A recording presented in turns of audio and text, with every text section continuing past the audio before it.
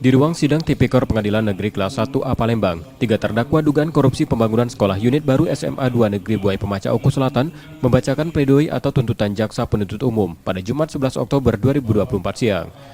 Salah satu terdakwa Joko Edi Purwanto menangis saat membacakan pembelaan dan meminta hakim membebaskan dirinya dari tuntutan JPU.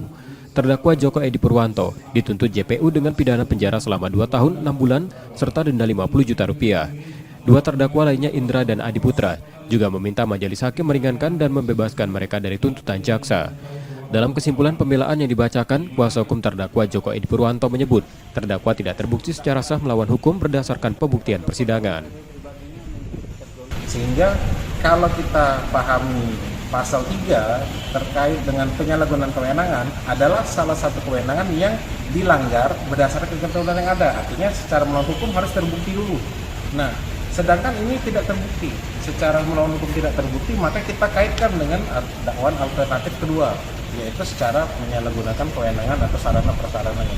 Dan dua pasal ini tidak terbukti terhadap Joko Edi Purwanto, yaitu terdakwa.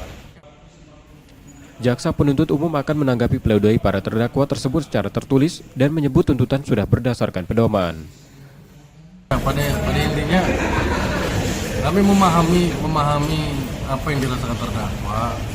Kami pun dari tim penasihat hukum sudah melakukan penuntutan berdasarkan pedoman tuntutan kami. Dan memang yang kami bacakan itu bukan semerta-merta kami secara pribadi, tetapi juga sesuai dengan pedoman tuntutan. Jadi itu ya sudah sesuai dengan pedoman tuntutan di kami.